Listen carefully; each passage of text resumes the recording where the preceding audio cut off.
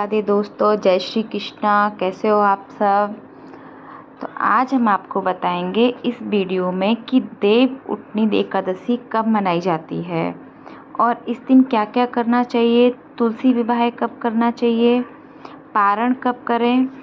तो देखिए दोस्तों, एकादशी को देव उठनी एकादशी कहा जाता है और इस एकादशी को देव प्रबोधनी एकादशी भी कहा जाता है। शास्त्रों के अनुसार देव उठनी एकादशी के दिन भगवान श्री हरि विष्णु योग निद्रा की अवस्था से जागृत अवस्था में आते हैं। फिर सभी प्रकार के शुभ कार्य होने लगते हैं जो कि चातुर्मास की वजह से रुके हुए होते हैं, वो सभी कार्य प्रारंभ हो जाते हैं। इसी एकादशी से शास्त्रों के अनुसार देव उठनी एकादशी भगवान श्री हरि विष्णु और माता लक्ष्मी को प्राप्त करने का सबसे शुभ दिन माना जाता है। इस दिन विधि विधान से भगवान श्री हरि विष्णु और माता लक्ष्मी की आराधना करने से समस्त प्रकार के कायिक, वाचिक और मानसिक पाप कर्मों से मुक्ति मिल जाती है। देव उठनी एकादशी के दिन शालिग्राम और तुलसी का विवाह भी संपन्न होता है।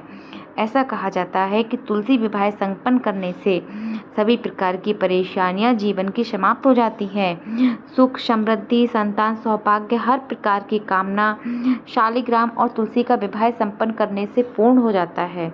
इसलिए कार्तिक मास की शुक्ल पक्ष की देव उठनी एकादशी सनातन धर्म में बहुत महत्वपूर्ण मानी गई है। तो आज की वीडियो में आप जानेंगे कि देव उठनी एकादशी साल 2024 में कब है, एकादशी की तिथि कब प्रारंभ हो रही है, कब समाप्त हो रही है, व्रत हमें कब धारण करना है और पारण का यानी कि व्रत खोलने का शुभ मुहूर्त क्या है। इस दिन हमें किस प्रकार से भगवान श्री विष्णु की पूजा आराधना करनी चाहिए, किन मंत्रों का जाप करना चाहिए, कौन से उपाय करने चाहिए और तुलसी का विवाह कब करना है, ये सारी जानकारी आपको आज की वीडियो में मिलने वाली है जो कि बहुत महत्वपूर्ण होने वाली है। आज का वीडियो ज़रूर पूरा देख लीजिए और हाँ, यदि आपको वीडियो अच्छी लगे तो आप इसे लाइक ज़रूर कीजिए क्योंकि आपके लाइक्स और कमेंट मेरे लिए बहुत महत्वपूर्ण होते हैं। यही एकमात्र जरिया होता है जिससे मुझे पता चलता है कि आपको ये वीडियो अच्छी लगती है या नहीं लगती है। और आपके लिए अगर वीडियो उपयोगी है और वीडियो अच्छी लगे तो आप इसे ज़रूर लाइक कीजिएगा। तो आइए जानते हैं कि एकादशी की तिथि कब प्रारंभ हो रही है और कब समाप्त हो रही है, व्रत हमें कब धारण करना है। और हाँ, यदि आपको आंवला नवमी का व्रत करते हैं और पूजा करते हैं तो इसका जो उपाय है सबसे महत्वपूर्ण, इस दिन क्या करना चाहिए, ये मैंने अपने वीडियो पे अपने चैनल पर अपलोड किया है। आप एक बार इसको जाकर ज़रूर देख लीजिए। तो देखते हैं, कार्तिक मास की शुक्ल पक्ष की एकादशी तिथि प्रारंभ हो रही है 11 नवंबर 2024 को शाम 6:04 पर और समाप्त होगी अगले दिन यानी कि 12 नवंबर शाम को 4:40 पर। ऐसे में सूर्योदय कालीन तिथि के अनुसार व्रत रखा जाएगा और 12 नवंबर 2024 को दिन होगा मंगलवार का। अब बात करते हैं तुलसी विवाह कब करना है। तो देखिए, बहुत से स्थानों पर जब भगवान श्री विष्णु एकादशी के दिन जागृत अवस्था में आते हैं तो भगवान श्री हरि विष्णु, ऐसा कहा जाता है कि तुलसी को ही याद करते हैं। हरि वल्लभा तुलसी सबसे पहले परम प्रिय मानी जाती है उनकी, इसलिए उनका विवाह संपन्न करा दिया जाता है।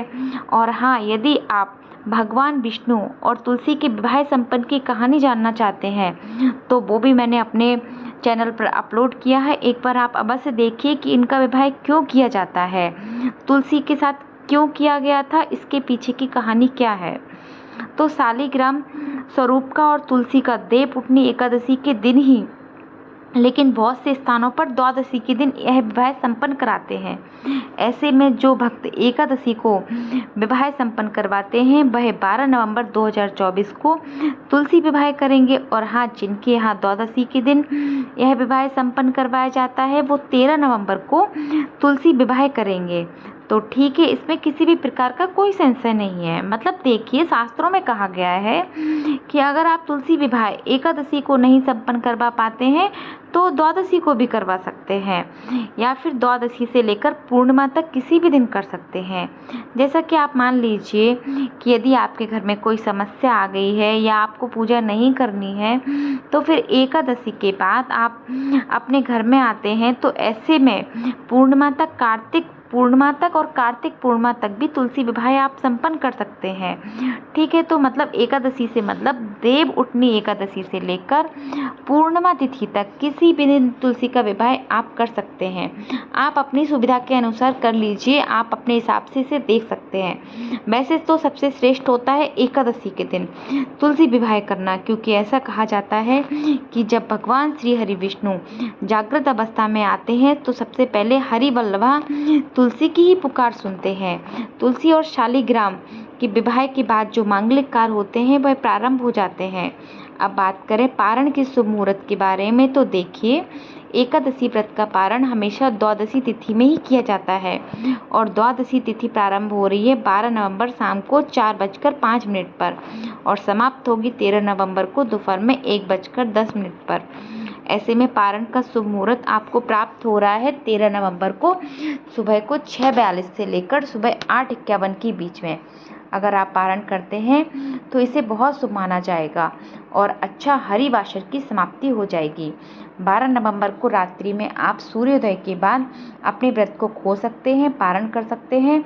तो साल 2024 में एकादशी का व्रत रखा जाएगा 12 नवंबर 2024 को, यानी दिन होगा मंगलवार का। आप सभी को मेरी तरफ से देव उठनी एकादशी और तुलसी विवाह की मंगल शुभकामनाएं।